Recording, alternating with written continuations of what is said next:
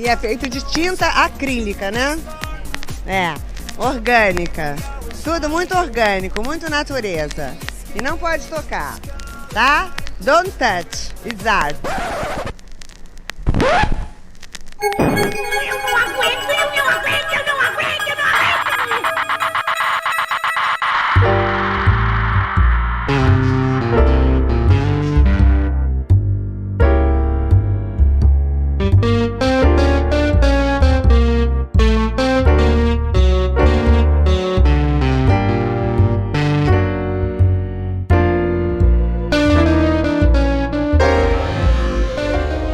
Eu sou Fabiana Pedroni e está começando mais um Não Pode Chorar. Este é um derivado do Não Pode Tocar, um podcast dedicado à teoria, história, crítica, prática de arte e temas afins. Aqui no Não Pode Chorar nós contamos algumas desventuras da vida e pensamos em maneiras criativas de lidar com elas. No nosso feed você encontra também o Pataquadas, no qual a Alana de Oliveira repercute as principais notícias do mundinho da arte, com colunas abertas de Denis Almeida e Camila Salotto. Se você chegou aqui agora, saiba que a gente está presente em todos os agregadores de podcasts, em todas as plataformas comumente usadas para ouvir música, como o Spotify, o Deezer. Você pode também receber os nossos episódios por e-mail, assistir no YouTube ou ouvir no site notamanuscrita.com. Todos os links que a gente comenta nas postagens estão disponíveis em notamanuscrita.com. Se você ficar com preguiça de digitar notamanuscrita.com no navegador, basta clicar na imagem de capa do episódio que você será direcionado para a postagem original. Lá você encontra os links, também os links dos nossos perfis do Twitter, do Instagram e o link para o nosso PicPay, através do qual você pode contribuir financeiramente para a continuidade deste projeto, com R$1, R$2, R$5 mensais ou com qualquer valor esporádico. Se não der para contribuir financeiramente, tudo bem, só de seguir os nossos perfis e compartilhar este episódio já é uma baita ajuda. Bom, chega de recados iniciais, vamos para o episódio de hoje, no qual eu vou tentar me aproximar de um mundo que é um mundo de Alzheimer.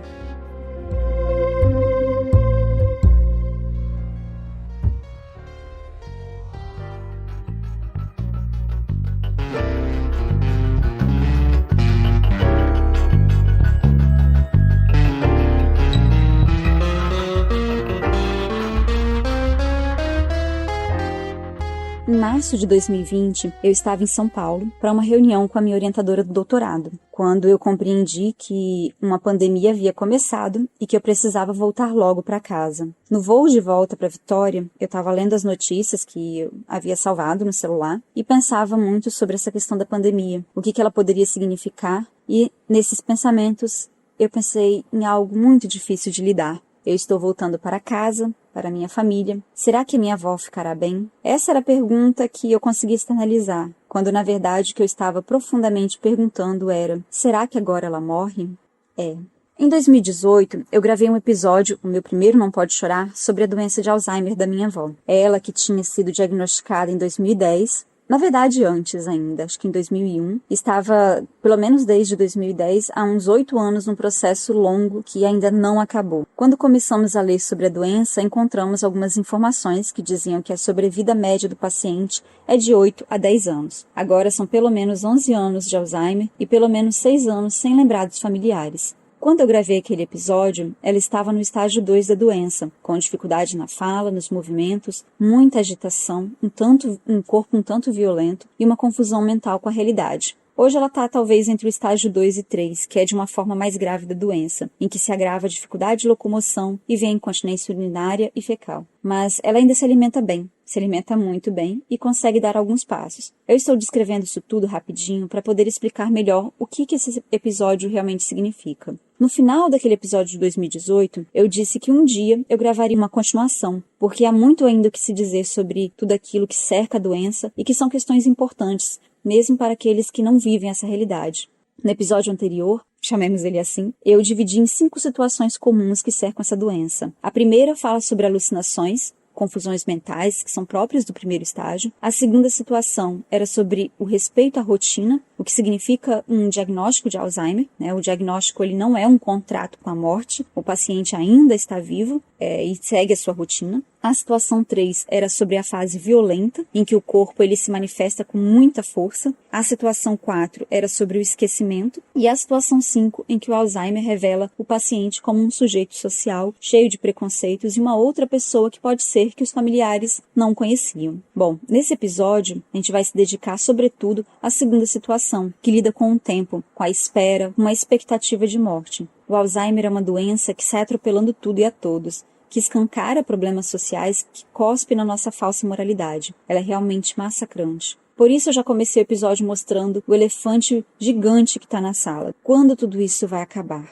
Essa pode ser uma pergunta que você já se fez para seu sofrimento, seja ele relacionado ou não ao Alzheimer. Para muitos, a proximidade com a possibilidade de morte por conta da Covid se tornou um sofrimento também difícil de lidar. Não que a morte nunca estivesse ao nosso lado. Afinal, se você está vivo, vai morrer. Mas essa é uma frase que não ameaça, não como um diagnóstico de Alzheimer, não como um gráfico de mortes diária por Covid. E ela também não implica algumas outras questões, né, de um conflito entre o querer um alívio de uma situação de tensão, de desgaste, de sofrimento, mas também de um outro conflito por aquele que se ama. Já falamos em outros episódios do Não Pode Chorar sobre a importância de se estar vivo, de se conectar com o mundo, de não se perder de si mesmo, nem perder o afeto pelo mundo. Nos episódios oficiais do Não Pode Tocar, a gente fala muito mais diretamente sobre o mundo artístico, que é também uma forma da nossa conexão com o mundo e com o outro. Mas nem sempre a nossa ação de cansaço da vida, de desistência de nossa própria vida, é uma ação de si para si. Às vezes, matamos o outro quando não acreditamos que ele possa estar vivo. Parece um pouco confuso, mas vamos ao caso que originou este episódio, que não foi necessariamente o episódio de 2018. Essa semana minha mãe chegou em casa reclamando muito sobre a tumba da minha família. A tumba ela tinha sido já violada, ela estava muito deteriorada e quando foram fazer as reformas, né, cuidar do espaço, a gente viu que roubaram da lápide, roubaram uma placa que o meu bisavô tinha comprado para mim quando a minha bisavó morreu e os dois estavam enterrados lá. Eles e mais uma par de gente, né, da família. No começo eu achei que a minha mãe estava com raiva do roubo, algo assim, mas ela estava resmungando mais de um sentimento conflituoso de uma decisão. Fazer uma nova placa com o mesmo dizer ou colocar uma outra coisa. O sentimento conflitante, ele vinha na verdade de um próprio conflito que ela já tinha com o dizer dessa lápide. Bom, ora ela achava isso engraçado, ora extremamente triste. Aquela frase ela já tinha uma história dentro da família. Na tumba estava escrito: quem morre antes de morrer, não morre quando morre. Numa época em que nem se sabia o nome da doença, sem diagnóstico, sem tratamento e reduzida a uma caracterização de a velha ficou gagá, a minha bisavó morreu para o meu avô ainda em vida. A partir do momento em que ela não conseguia mais se comunicar verbalmente, nem dizer eu me lembro de você, ela estava morta. Eu não estou aqui julgando necessariamente como se encarava a doença naquela época, quais foram as medidas que eles tomaram naquele momento, né? Mas o que significa para a gente hoje essa situação do meu bisavô ter afirmado a morte da minha bisavó, que teve Alzheimer mesmo antes dela ter morrido? O que significa dizer que alguém morreu antes de morrer? Para ele, talvez a sentença vinha de dois fatos centrais. Primeiro, a descaracterização de uma mulher como esposa e cuidadora do lar, que ela, incapacitada de exercer seu papel social familiar, ela não era mais esposa, não era mãe. Doente, ela era uma paciente que vagava entre as casas dos filhos que se alternavam para cuidar dela. Era impossível para a família cuidar da bisa e do meu bisavô juntos, na mesma casa, tanto financeiramente quanto de tempo e dedicação. Vocês devem ter se incomodado com o fato de que essa morte imputada à minha bisavó significa que ela só estava viva na medida em que era útil e ativa socialmente, mas esse é um problema muito grave e que ele gira em torno desse sistema que a gente vive, né, em torno do capital e da produção. Tanto crianças quanto idosos, eles ficam à margem e sofrem constantemente essa discriminação. Aqui esse fato só está dito de uma forma mais evidente, mas é algo que acontece também em menor, em diferentes graus, a depender da situação. Temos dificuldade até de encontrar roupas específicas para idosos, roupas bonitas e práticas, como se idosos que não conseguem mais se vestir sozinhos, né, com facilidade, só usassem pijamas.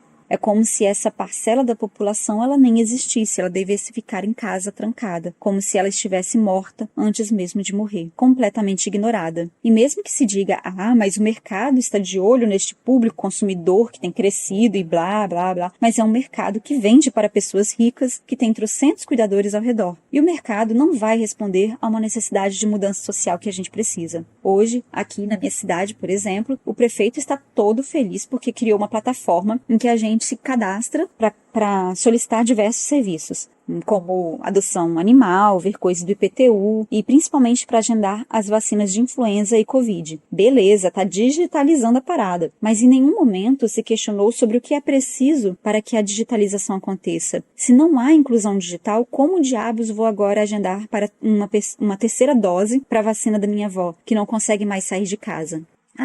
Pede para ela criar um e-mail e se cadastrar no site. É esse o tipo de entendimento sobre o que é envelhecer, sobre o que é ter uma doença. Mas e também nem vai adiantar também ali no postinho, né? Que a tia vai dizer a mesma coisa, entra no site que um cadastro para ela. A gente vai criando situações que colocam cada vez mais o idoso à margem, sem considerá-lo como parte dessa sociedade. Ok, voltando a meu bisavô. O segundo ponto, para ele talvez ter dito que minha bisa já estava morta antes de morrer, era porque ela já não tinha memória. Ela não lembrava do meu bisavô, nem de mais ninguém, nem de si mesma. Para ele, ela não tinha uma resposta ao mundo presente. As memórias, elas são importantes, sem dúvida, mas elas não reduzem o sujeito, a sua forma de se conectar com o presente. E é muito difícil, quando a gente pensa nessa relação com Alzheimer e com outras doenças que também são degenerativas do sistema nervoso, de compreender quem é aquela pessoa, como aquela pessoa ela se relaciona com a gente. Quando o meu bisavô diz, você está morta, né, ele afirma isso e depois grava isso numa placa, significa que o reconhecimento daquela pessoa existe a partir do momento em que ela se comunica com os outros e com o presente daquela pessoa. E isso é um tanto complicado porque a articulação de conexão do sujeito do paciente de Alzheimer é completamente diferente, né? Mesmo que a pessoa não diga palavras, o corpo continua respondendo. Bom, eu vou dar uma pausa aqui na minha fala, porque eu comecei a gravar o episódio, e aí eu fui tomar café da manhã, porque estava muito cedo, e eu comecei a conversar com a minha mãe sobre o episódio, e então a gente vai ter uma segunda parte agora com a participação da minha mãe, Angélica Pedroni, falando um pouco sobre essa questão da lápide, sobre essa questão da memória, e como que isso é difícil dentro da vivência com a família.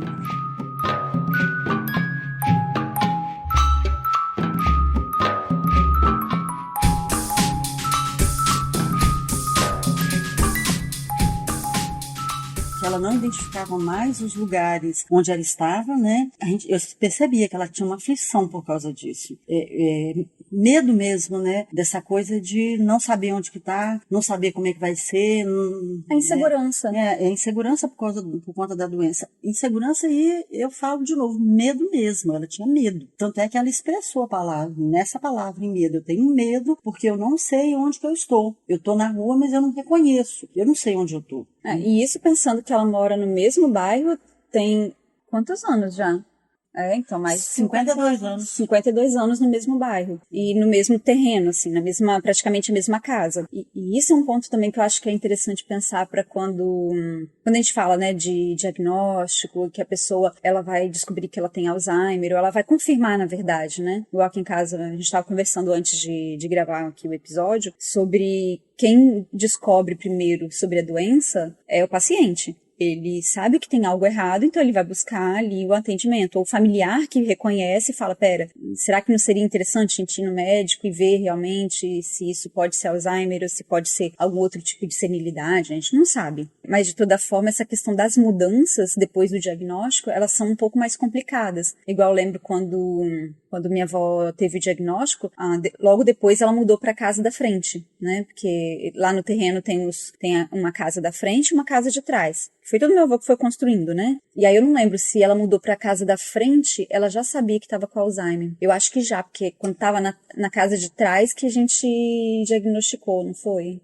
Ela já sabia, porque ela morava na casa de trás, que a gente mudou pra lá em 2001. E foi quando realmente a gente teve certeza absoluta, e foi quando se tornou assim até mais apresentável o Alzheimer. Então não foi em 2010 o diagnóstico dela? Sim, demorou 2001? um tempo. Demorou um tempo, 2009 mais ou menos, foi quando ela mudou para a parte da frente, mas a gente já sabia que ela tinha Alzheimer. Tanto é que o primeiro laudo dela de Alzheimer já é de 2003, que foi o Dr. Antônio que deu. Assim, né? Ele falou, não, realmente foi isso. E o disparador foi um AVC que ela teve, um pequeno AVC. Mas ela já vinha com esse processo de Alzheimer. E olhando agora para trás, para o passado, dá para identificar. As fases, né?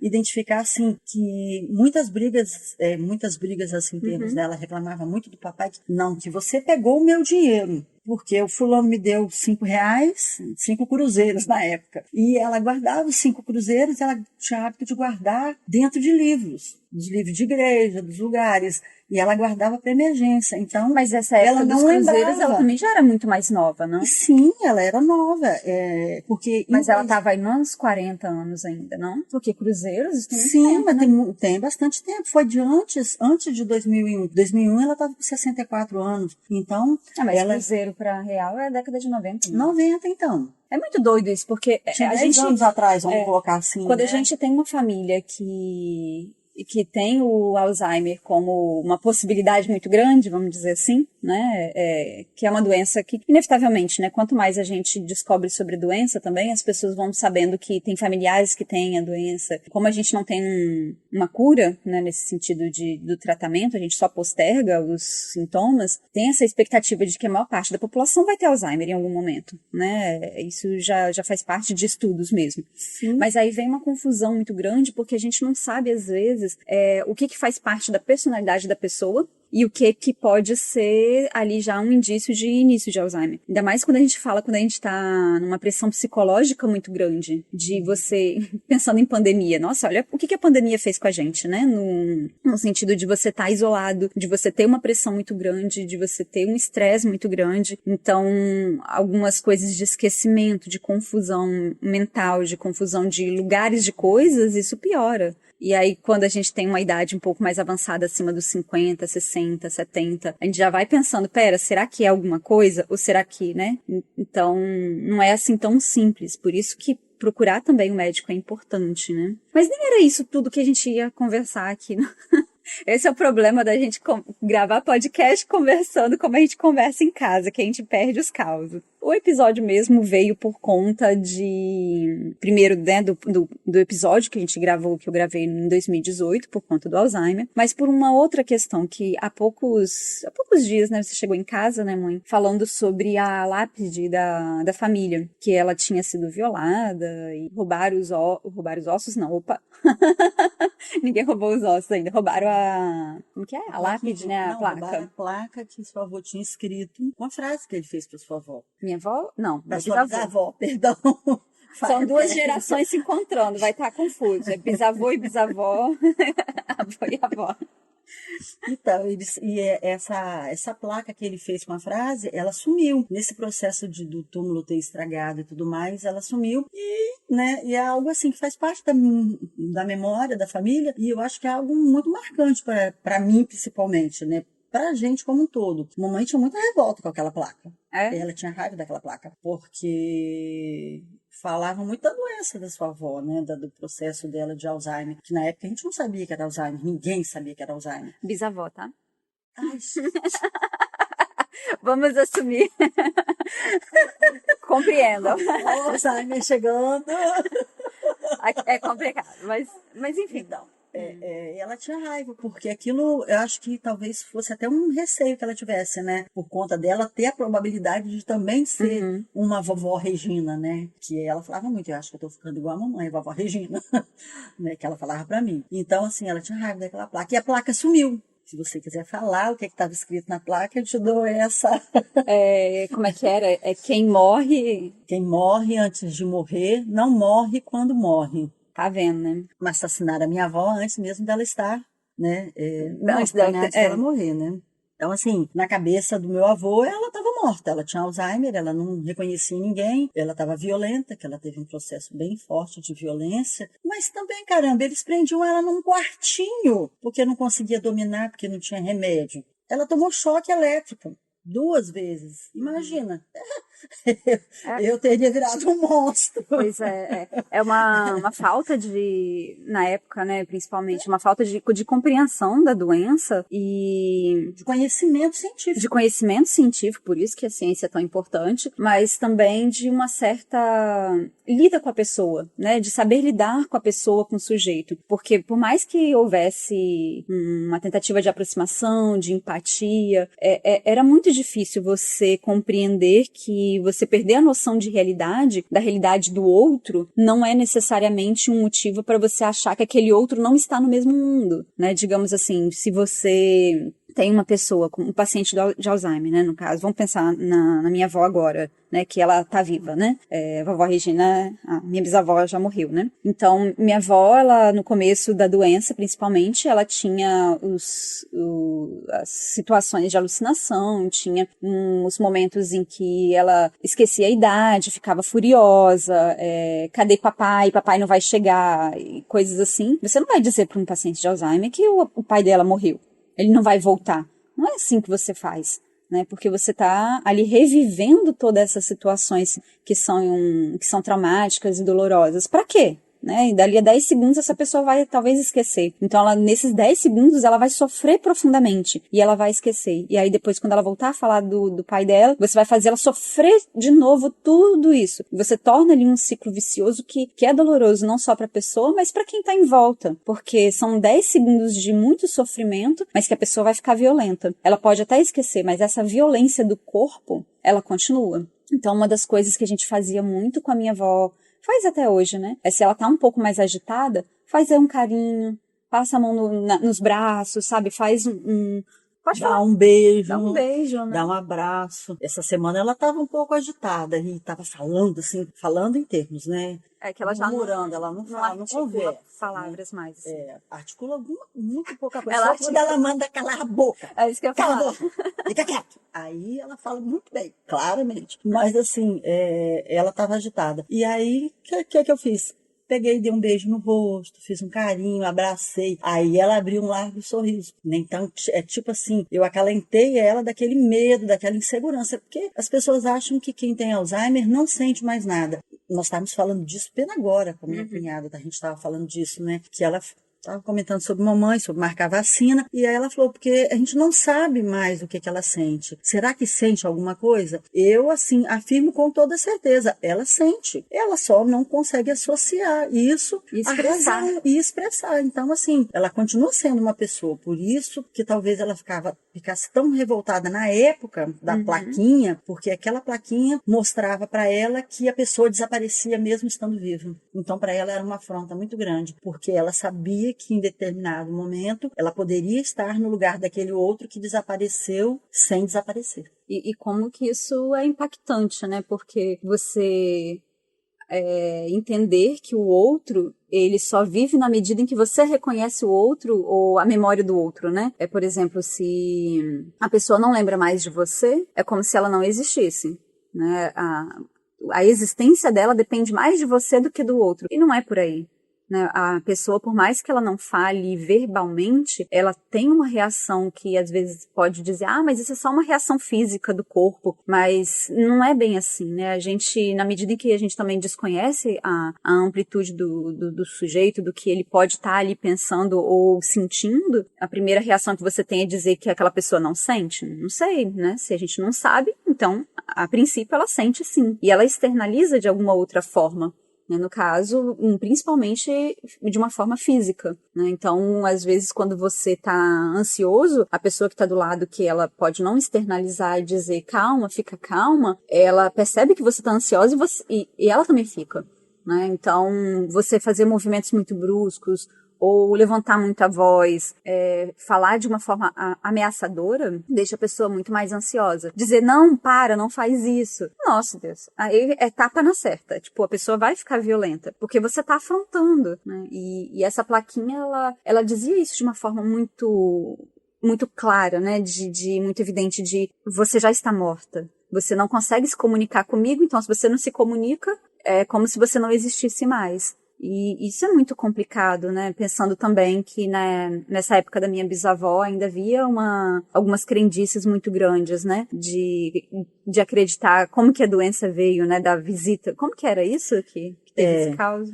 É porque esse caso foi assim, a sua avó recebeu, uma pessoa bateu na porta, chamou no portão, e ela que foi atender, e ela estava relativamente bem. Só que depois que a pessoa foi embora, e que conversou com ela, provavelmente era alguém pedindo alguma coisa, né? Ela, naquele mesmo dia, no dia seguinte, ela já estava transtornada, ela já tinha modificado. Então, eles achavam que era um mal olhado, a pessoa endemoniou a minha avó, sabe? Eu me lembro bem de estarem comentando isso e de falarem, nossa, porque o vovô achava que tinha alguma coisa errada. Porque eu não conseguia explicar. Não sei o que foi o disparador. No nosso caso, ela já estava doente. Ela já estava doente. Não era assim tão simples. No nosso caso, eu vejo o disparador da sua avó. Porque a gente tem conhecimento científico, a gente teve toda uma vivência junto, então a gente já, né, estamos em outra etapa. Mas da minha avó, da sua bisavó, não tinha conhecimento nenhum. E aí o que fizeram? Tentaram segurar, e aí o médico indicou choque. Aí ela tomou choque 2 vezes. Tanto é que a minha avó morreu num período entre 4 e 6 meses só da doença. Nossa, foi tão rápido assim? Foi muito interessante que na minha memória de criança, eu tinha 6 para 7 anos, ela é como se ela tivesse demorado muito, porque ela ficou doente em Vitória e depois ela foi para Bananal. Então, do momento em que ela ficou ruim, efetivamente, que ela começou as crises, né? Porque isso não quer dizer que a doença dela começou ali. Não, lógico que né? não. O esquecimento, então, ele é muito anterior, né? igual Principalmente. É. Essa primeira fase, que a gente divide o Alzheimer em 4 fases, né? Essa primeira fase, que é a fase do mais leve, que vem o esquecimento, que vem algumas confusões mentais, ela é muito mais longa, né? Tanto que é muito difícil, às vezes, a gente diagnosticar na primeira fase. Geralmente se diagnostica na segunda, quando a gente já tem uma perda inicial da fala ou algo assim. E começa o período também de maior violência entre a segunda e terceira fase. A 4ª fase já é terminal, né? A pessoa tá acamada, já não tem domínio do próprio corpo. Agora, quando eu gravei em 2018 o outro episódio, minha avó tava ainda entre uma fase 1 e a fase 2, né? Não, na verdade, já estava na fase 2. Essa fase de não conseguir articular tão bem as palavras. Mas o episódio se dedicava mais a questões iniciais também. Agora ela já está numa fase 2 para 3, né? Porque ela ainda se alimenta muito bem, porque a fase 3 você não consegue mais se alimentar direito, você tem muita dificuldade de alimentação, né? Para deglutir, então engolir as coisas. E minha avó ainda não está nessa fase, porque ela consegue encontrar o comprimido minúsculo dentro da comida. Cospe ele. E ela cospe literalmente. 1, 2, 3 vezes. Então todo esse cuidado, ele exige muitas vezes uma preparação da família, e que, se a gente for pensar nesse momento agora, né, da pandemia, isso fica ainda muito mais complicado, né? Não só de você ter assistência médica, talvez dentro de casa, para quem tem condições disso, mas de ter toda essa pressão ainda da pandemia, junto com essa pressão que é o cuidado do outro. E aí ainda vem essa questão da placa, né, que trouxe isso tão forte pra gente essas semanas aqui em casa, porque a gente continua nessa batalha, né, já tem pelo menos 11 anos que minha avó tá numa dependência maior nossa, né, pelo menos desde 2013, 14, que por aí, né, acho que ela ficou muito, muito ruim em 2015, mas desde 2012 ela foi decaindo muito. Ela começou a decair em 2010, foi decaindo, aí em 2013 ela já estava muito agitada, já estava bem agitada. 2014 foi, assim, o começo vamos dizer assim, da derrocada mesmo, né? Isso que é difícil dessa também, fase. né? A gente encara muitas vezes o diagnóstico como um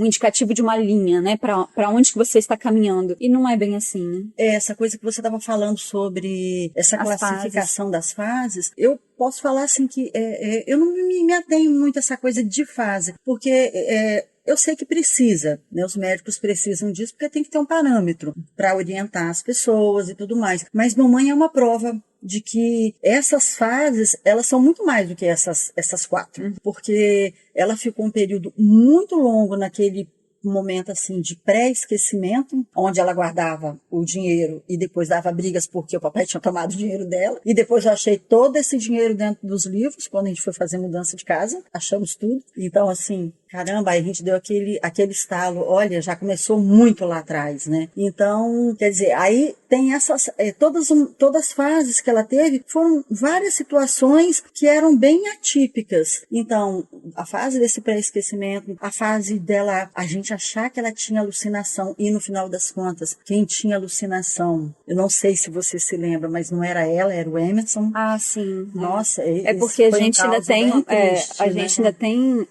na casa da minha avó, mora a minha avó, o meu avô e o meu tio Emerson, né? E ele também é uma pessoa que tem distúrbios psicológicos, enfim. E aí, nessas situações, entre o Alzheimer e os outros problemas de saúde da família, a gente achava que a questão era a minha avó e no final das contas era o meu tio que tava vendo coisas, enfim, tava alucinando. E isso eu acho que é um ponto muito importante. Como que às vezes a gente pega o paciente de Alzheimer e a gente não dá a devida importância àquilo que ele fala. E a gente deixa de acreditar naquilo que ele fala porque ele tem Alzheimer. Mas será mesmo que ele não está falando a realidade? Porque ela falava, o Emerson está fazendo isso, seu irmão está fazendo isso. E eu ficava sempre achando que era o Alzheimer dela, até que a gente a verdade foi confrontada, né, num determinado momento, e não, ela que estava sendo vítima, né, e foi vítima dele e vítima do nosso preconceito também, da gente não acreditar na pessoa. Então, pra gente também é muito difícil estabelecer esses parâmetros. Por isso que essa coisa de classificação, ela é muito complicada, né.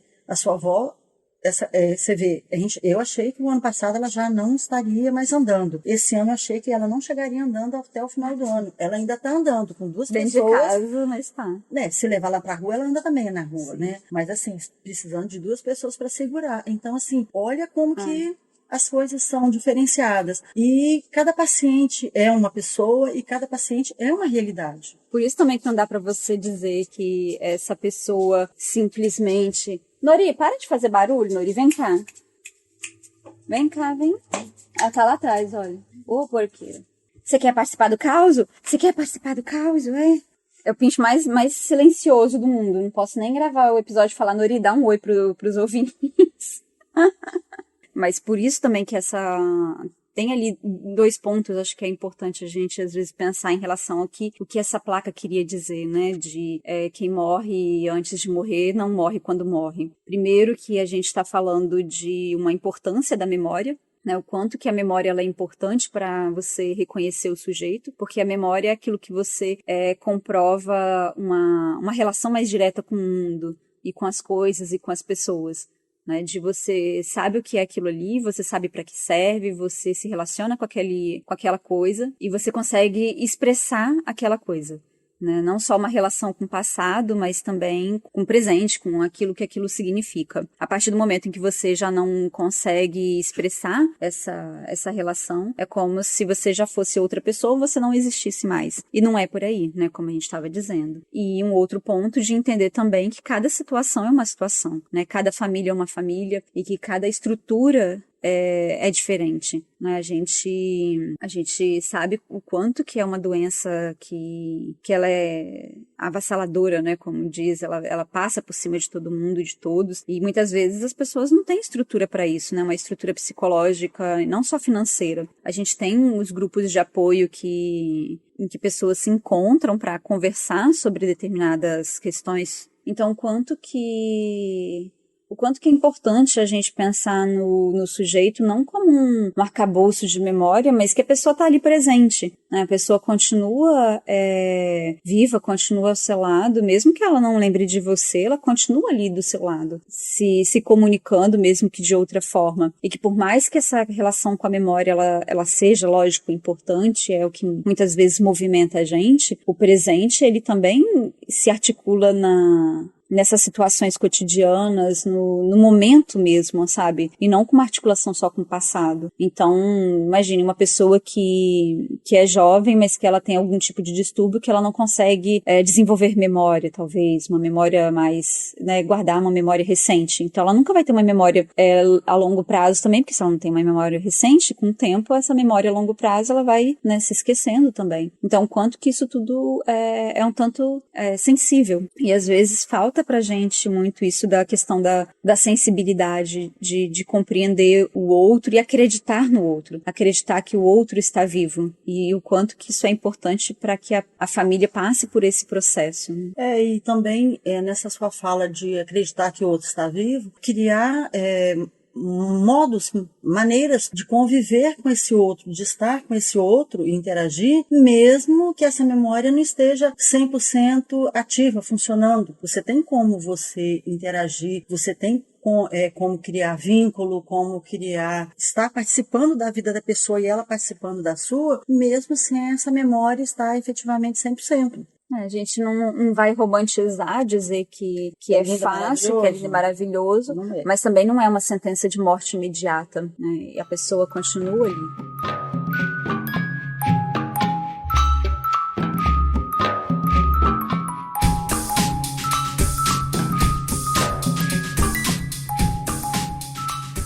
O episódio precisava ficar mais curtinho, mas é muito difícil deixar de lado alguns pontos importantes sobre a doença e sobre como nos relacionamos em família. São muitas as preocupações que temos quando percebemos que a morte está mais perto de nós do que imaginamos no dia a dia. O impacto que tivemos com a pandemia não se restringe a essa presença da morte de uma forma mais direta, mas implica em nosso modo de lidar com o outro, de nos aproximarmos do outro. Agora, com o retorno presencial das aulas no ensino básico, por exemplo, não faltam relatos de crianças que perderam amigos, parentes, e como muitas famílias estão desamparadas, sem saber lidar com a morte. Ou, no outro extremo, famílias que banalizam essa morte, assumindo uma postura um tanto negacionista. No bairro da minha avó, por exemplo, o cara que cuida da padaria, né, o dono da padaria, ele morreu de Covid, e algumas semanas depois o filho dele, que assumiu a padaria, assumiu os negócios, estava com a máscara no queixo e logo em seguida já tá ficando sem máscara dentro da padaria. Ou seja, é muito complicado, né? A gente lidar com a morte é algo que precisa ser dialogado o tempo todo e, ao mesmo tempo, compreender o que é este morrer, principalmente para o paciente de Alzheimer, porque este é um período muito longo. Receber um diagnóstico não significa que essa pessoa vai morrer agora ou que ela vai morrer daqui a 10 anos. Ela continua viva, assim como a gente está vivo. São outras condições? São. É uma doença? Sim, mas ela implica um entendimento de que essa pessoa, ela continua como pessoa. Talvez esse episódio, mais que falar sobre Alzheimer e memória, seja sobre a importância do diálogo, como não se esquecer de conversar sobre a morte. O que significa para a família ter um diagnóstico de Alzheimer? Como lidar com as mudanças e compreender que essas mudanças não são imediatas e que ali há um sujeito que precisa ser ouvido, mesmo quando ele se expressa pelo corpo, pelo gesto. O corpo também fala. O que é o luto? Dar tempo ao sofrimento e reconhecer quando é o momento de restauração, no sentido de quando essa morte realmente acontece. Compreender, no caso do Alzheimer, que a pessoa precisa de cuidados específicos, mas que ela ainda se relaciona com a família, com a casa, com a rotina. Não é porque ela não se lembra de você que esta pessoa não exista. E o diálogo é importante principalmente para não se romantizar nem estigmatizar esse paciente de Alzheimer. A vida ainda é vida. Ela não está morta.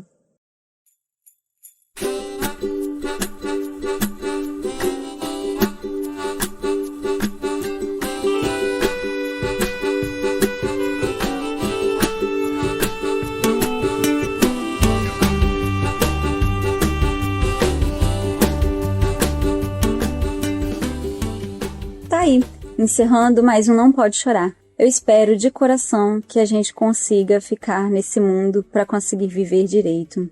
E eu espero também que eu não tenha dado muitas e muitas voltas neste episódio. Foi um episódio um tanto difícil de gravar, porque já desde 2018 eu queria gravar mais um episódio sobre o Alzheimer, mas por conta da pandemia, de pressões psicológicas, de tudo que nos está ao redor, é muito difícil articular todas essas questões. Bom, eu espero que vocês se cuidem, encontrem aconchego. Se quiserem falar comigo, falem com o pessoal, ou falar com o pessoal do Não Pode Tocar. Eu tô no Twitter como @sunomoma e as redes sociais do podcast, tanto no Twitter quanto no Instagram, são @nãopodetocar, com D de pod no mudo. Dá pra falar com a gente também por e-mail, se você precisar de um tempinho longe das redes sociais. Nosso e-mail é nãopodetocar@gmail.com. Bom, os demais perfis dos participantes do Não Pode Tocar estão todos linkados na postagem do episódio, assim como a gente tem no Nota Manuscrita outras publicações, contos, crônicas, críticas, resenhas, artigos, enfim. Tem um monte de coisa lá, vai dar uma espiadinha. No final da postagem você vai encontrar também o link para o nosso PicPay, que ajuda a manter este projeto independente e vivo. Nosso perfil do PicPay também é @nãopodetocar, com D do pod mudo. Por hoje é só. Se nada der muito errado, semana que vem a gente tá de volta. Tchau, tchau!